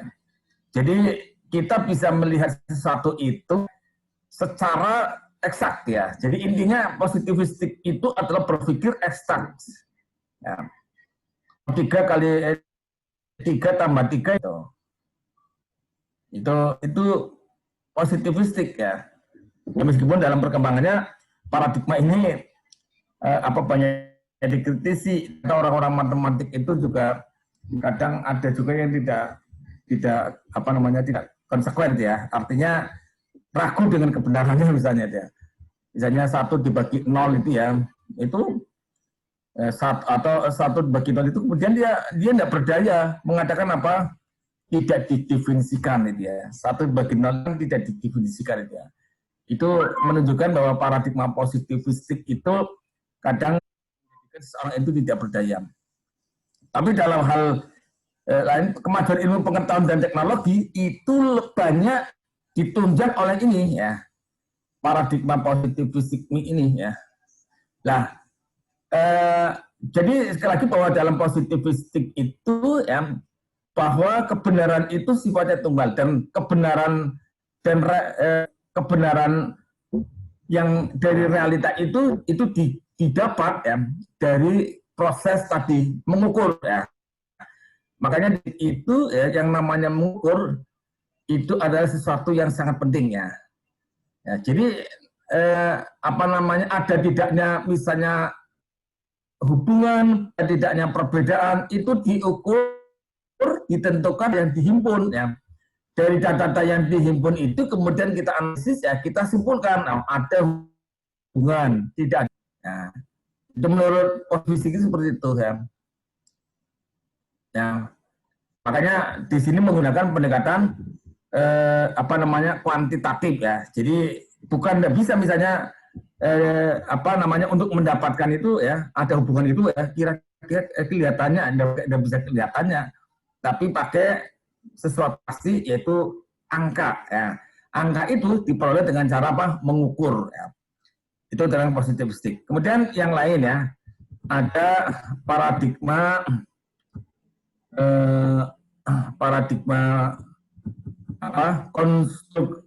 konstruktivisme ya. Ini berkebalikan dengan positivisme ya. Itu menganggap bahwa tidak ada realitas ataupun kebenaran tunggal ya. Realitas sosial itu diinterpretasikan oleh individu atau hasil yang didapat itu bisa beragam. Nah, makanya penelitian konstruktivistik itu umumnya memakai hasilnya itu juga bisa berbeda ya. Jadi dalam konstruktivisme itu ya, itu tentang satu realita itu bisa bermakna banyak ya. Bisa bermakna berbeda antara satu peneliti dengan peneliti. Bahkan peneliti dalam satu kesempatan dengan bisa berbeda. Ya, makanya dalam penelitian sosial, penelitian kualitas ya, itu bisa jadi ya mempunyai hasil yang berbeda. Contohnya misalnya dia Pangeran Diponegoro dia itu kan menurut kita ya itu pahlawan kan ya. Itu berdasarkan data-data yang dihimpun oleh oleh sejarawan Indonesia yang pro Indonesia ya, yang nasionalis ya.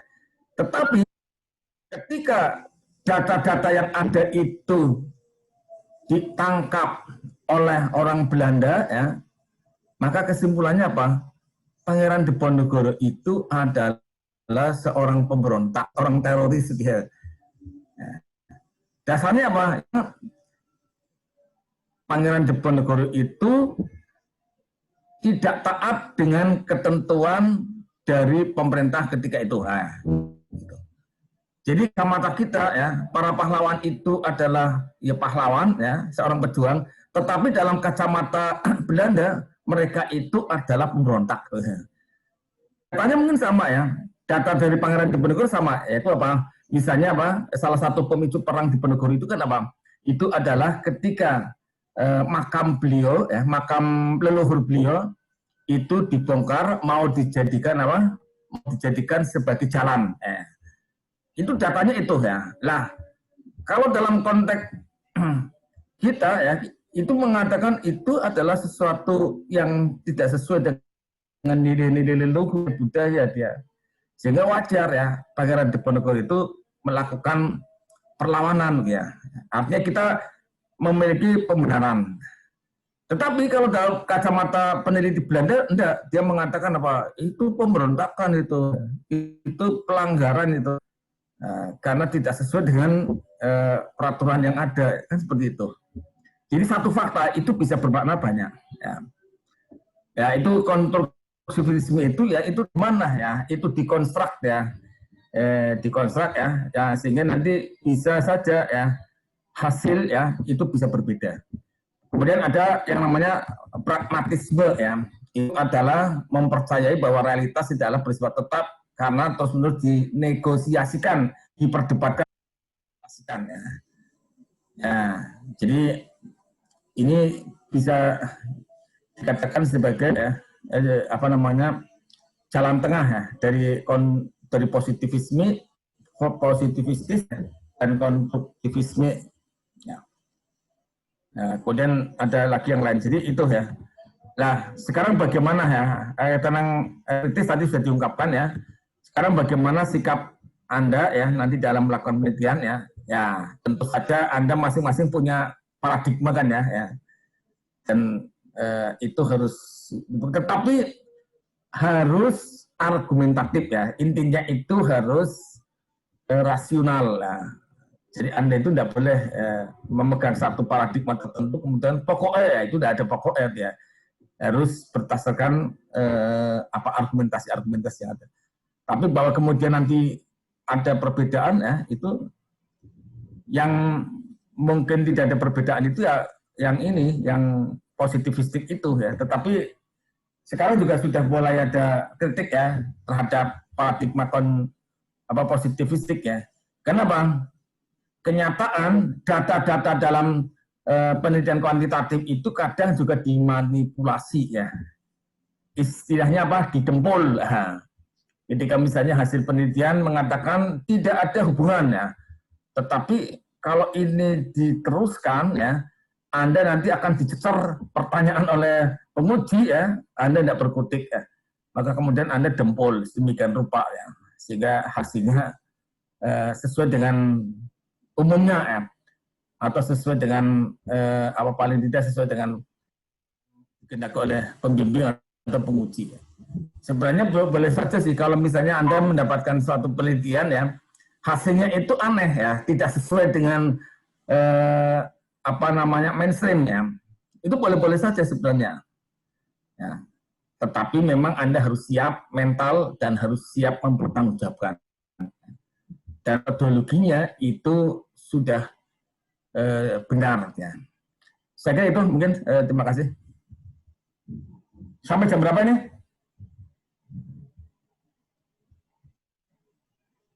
Sampai jam 3, Pak. Sampai jam berapa? Ya, berarti ada berapa? 1/4. 16 menit. Ya, silakan. Yang ada yang mau ditanyakan lagi? Saya, Pak. Silakan. Tadi Siapa? Fauzan, Pak. Ya. Tadi Bapak memaparkan ada penelitian narasi, komparasi, dan asosiasi gitu. Saya perhatikan itu ada satu variabel, perbandingan variabel dan variabel. Kalau dikaitkan dengan tugas kami di akhir kan harus membuat tesis, Bapak ya. Apakah untuk tes itu ada ketentuan deskriptif atau komparatif atau bahkan asosiatif, Pak? Mungkin Ya.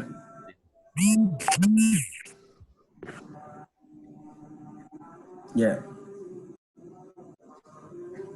Monggo, ada yang mau membantu dulu sebelum saya jawab.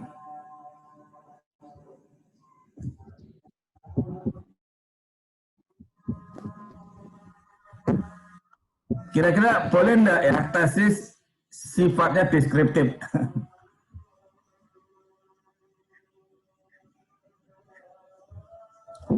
Ya, boleh enggak?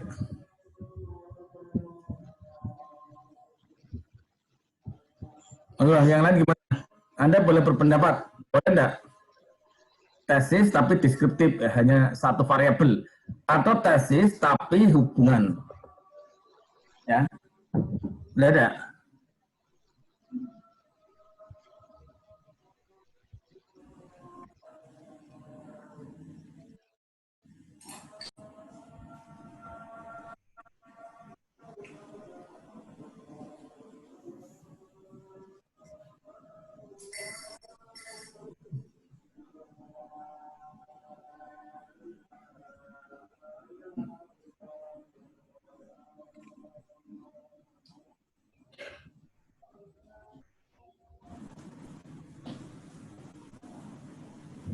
Gimana? Ada yang ingin menjawab? Salah enggak Bapak ya? Enggak ada benar salah. Belum. Ya, saya Pak. Oh, ya. Ya? Mungkin bisa disesuaikan dengan jenis penelitiannya, Pak. Kalau deskriptif kan Ya. kita berarti yang kual, Pak ya. Tapi kalau Ya. yang tadi ada yang hubungan, kalau pendekatannya kuan berarti, Pak ya. Mungkin kalau tesis itu kan berarti kita udah berusaha untuk mengembangkan hasil yang peroleh itu, Pak. Jadi disesuaikan dengan pendekatannya apa? Ya. Iya.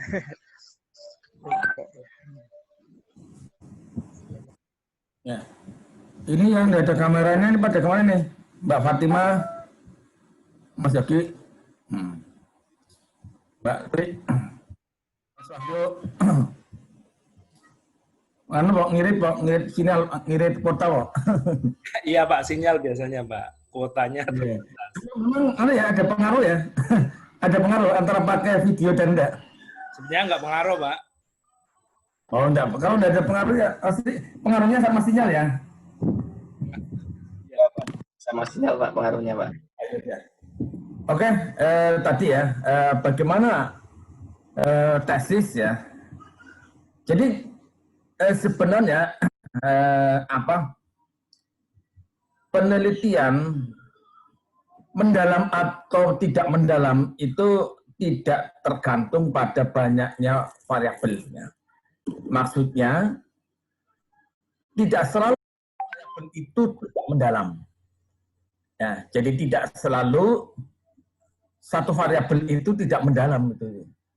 Satu variabel itu bisa saja mendalam ya. Jadi yang penting tesis ya itu penelitian yang Anda lakukan itu mendalam. Ya. Jadi bukan hanya skrips ya. Kalau skripsi itu hanya skrip itu artinya menulis ya, hanya sekitar menulis sesuatu yang Anda teliti ya. Ya. Jadi tidak tidak mendalam. Lah pada tesis ya itu diharapkan Anda sampai pada mempunyai satu kesimpulan tertentu ya, atau ada satu hal yang relatif unik ya, ada novelty ya, ada kebaruan ya, itu diharapkan begitu ya. Itu diharapkan lah. Itu tidak harus 2 variabel atau 3 variabel atau 4 variabel, tidak selalu. Ya. 1 variabel tetapi itu dilakukan secara mendalam ya, itu bisa saja ya.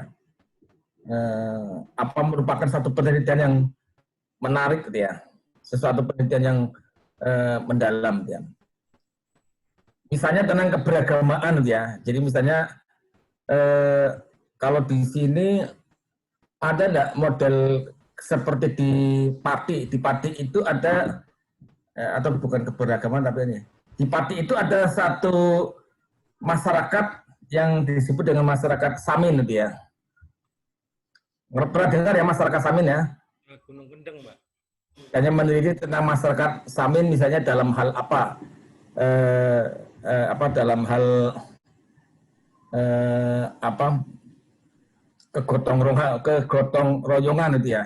Itu meskipun hanya masalah kegotong royongan ya, tetapi itu bisa mendalam dan bisa menarik, itu juga saya kira tidak masalah untuk bisa misalnya begitu. Atau di Pekalongan ya, yang unik itu misalnya apa ini? Saya kira Anda mungkin perlu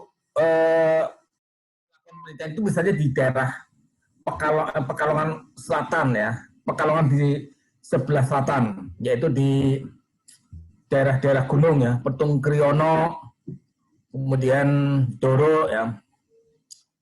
Di situ ya, Anda tahu enggak, sekarang itu di daerah Petung Kriono ada daerah Batur, daerah mana lagi ya, itu adalah sekarang itu menjadi pusat kristenisasi dia.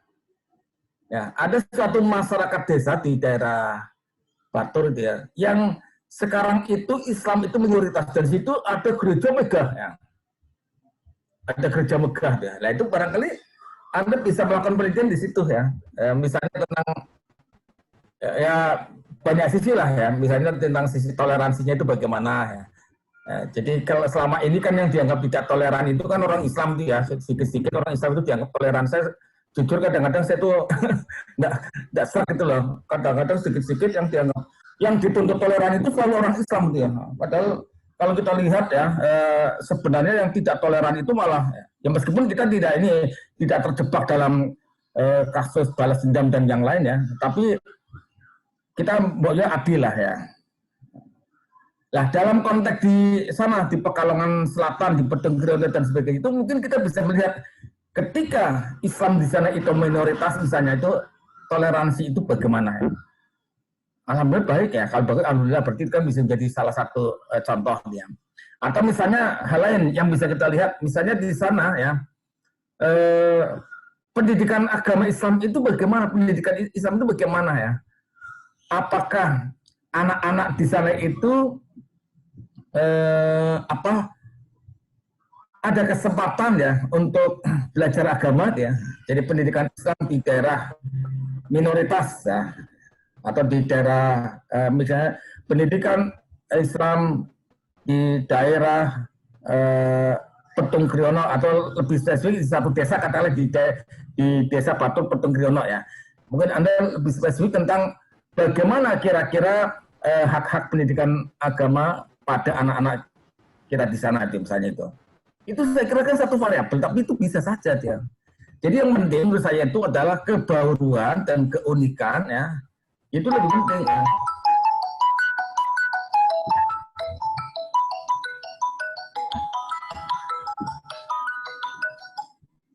Halo, Assalamualaikum.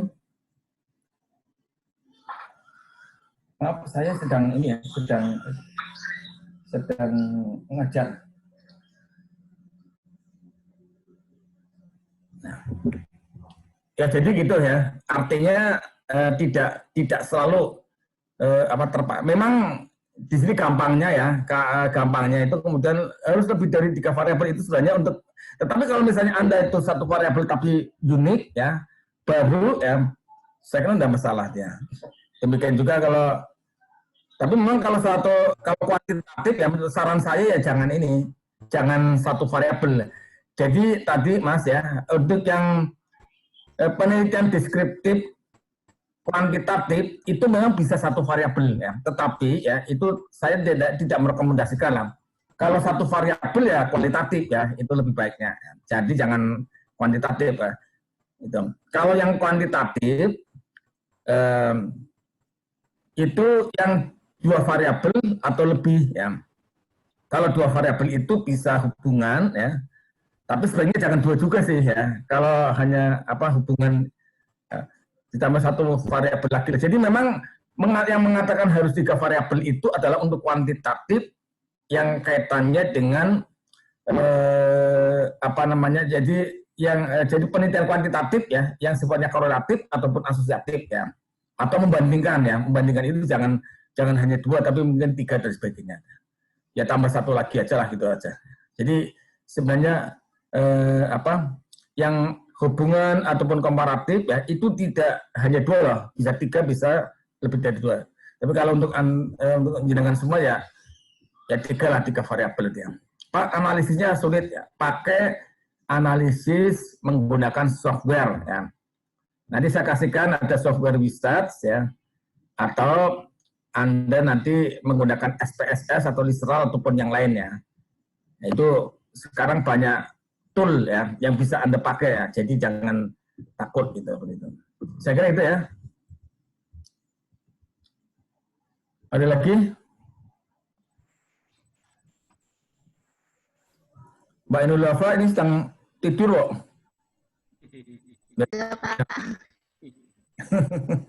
Adanya gambarnya atau gambar foto. Ya. Oke, ada lagi yang lain? Oke. Ya, Pak. Ada? Sebelum ya, nanti mau ada yang tanya, silakan.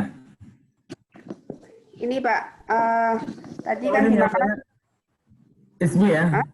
Ya Pak Ismi. Ya, silakan Pak Ismi. Tadi kan di makalah dipaparkan mengenai teori-teori dalam penelitian. Yang ingin kami tanyakan di sini, bagaimana hubungan antara hipotesis dengan teori-teori tersebut? Ya. Ya. Terima kasih. Mau dijawab dulu atau langsung saya jawab? Ya langsung Bapak, enggak apa-apa. Ya, maksudnya barangkali yang pemakalah tadi protes, langsung Pak Salah yang jawab. Oke. Ya, gini, saya sudah pernah men-share ini ya, tentang tahapan-tahapan penelitian ya, dan mudah-mudahan bisa saya dapatkan ini.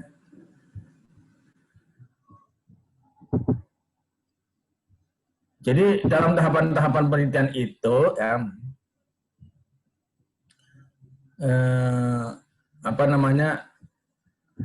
itu saya sudah menyampaikan bahwa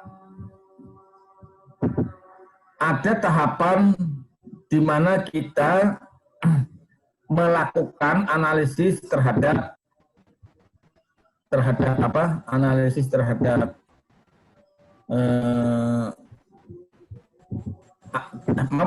maksudnya melakukan kajian teori ya.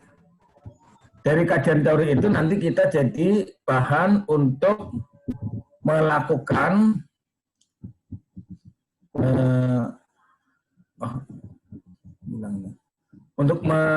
penyusunan hipotesis. Jadi kalau pertanyaannya hipotesis dan apa hubungan antara teori dengan hipotesis. Jadi teori itu adalah sebagai dasar dalam kita membuat hipotesis. Jadi ada rumusan masalah. Dari rumusan masalah itu kemudian kita cari teori-teori. Ya. Dari teori-teori itu kemudian kita menduga ada jawaban. Ya. Tapi jawaban itu sifatnya masih tentatif. yang disebut dengan hipotesis. Jadi singkatnya bahwa hipotesis itu disusun berdasarkan teori dan berdasarkan pertanyaan atau rumusan masalah. Jadi dari rumusan masalah, kemudian dicari jawaban sementaranya melalui teori-teori itu. Ya. Jadi dengan demikian memang kita tidak boleh sembarangan menyusun hipotesis. Ya.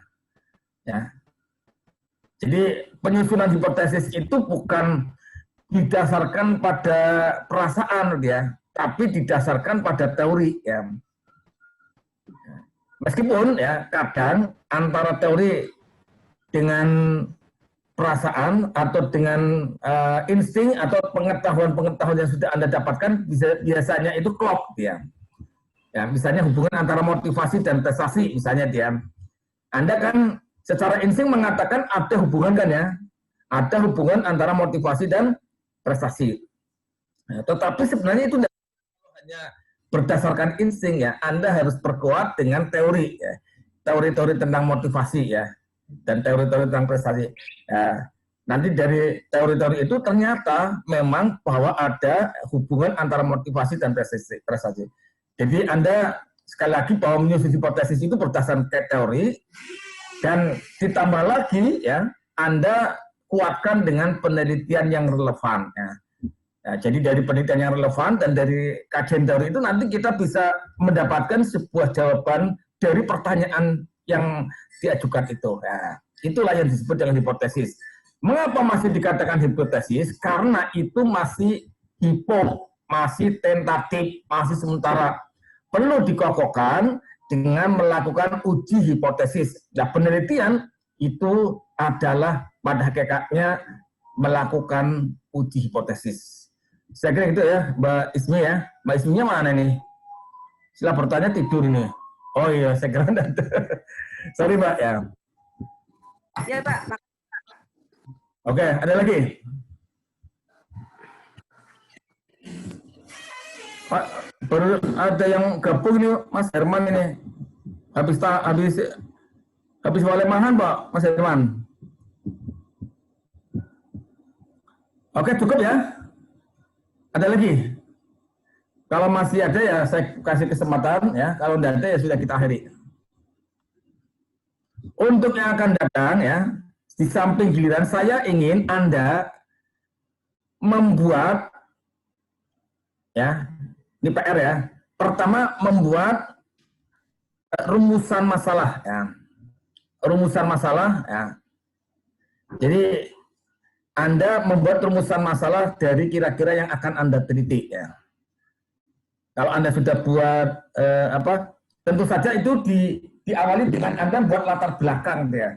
Jadi buat rumusan masalah itu didasarkan kepada pemotretan terhadap realita yang ada.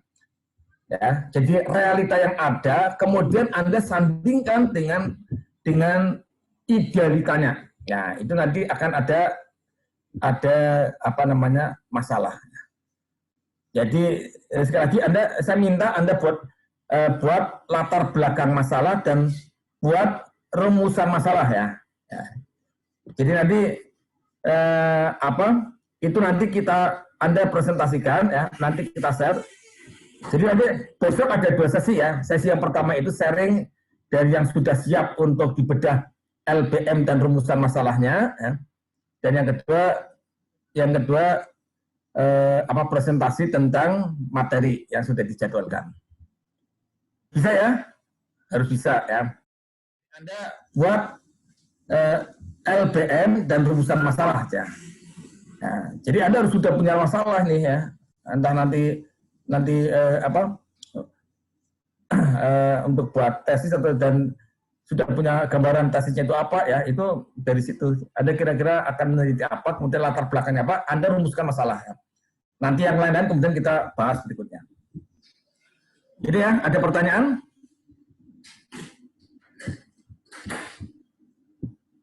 Gimana? Cukup ya? Pak, nanya Pak. Siapa? Pak Ismi lagi?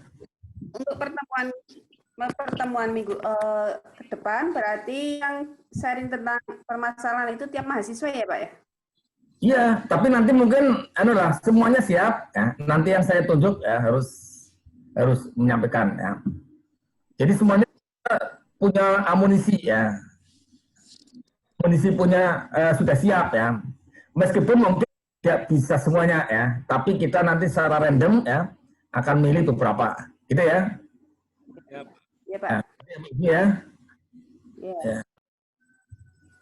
Ya, dan ini Anda kalau ada kesempatan dibahas di sini, Anda harus senang ya. Anda harus bangga dan bukan hanya bangga, tapi juga Anda beruntung. Kenapa? Berarti sudah bisa dibahas, ya, itu sudah punya modal itu ya. Makanya gunakan kesempatan itu ya, silakan ya. Ya nanti cepet-cepetan ya. Ya mungkin hanya 2 atau 3 ya yang kita bahas itu ya. Jadi mungkin tidak bisa semuanya, tapi ada beberapa yang ini. Makanya silakan nanti cepet-cepetan ya, cepet-cepetan Anda menyampaikan Pak, saya Pak itu, ya. Gitu ya. Dan nanti kita bahas bareng-bareng ya. Itu paling tidak ya Anda sudah punya modal itu. Dan modal dalam tesis itu proposal. Inti dari proposal itu LBM dan rumusan masalah ya. Itu intinya di situ ya. Yang lain ya penting, tapi maksudnya istilahnya kepalanya itu ya.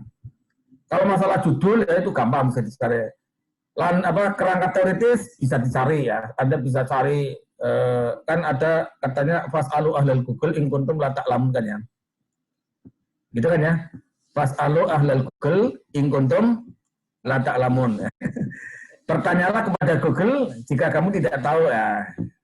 Ya, di samping juga bertanya kepada yang lain, bertanya kepada buku dan sebagainya dia. Tapi sekarang dalam era digital sekarang itu ya enak banget ya. Anda tik ada jawaban. Pas ahlal Google in kuntum la ta'lamun katanya begitu. Memang ini kita itu luar biasa namanya Google ya. Kok ngerti kabeh dia.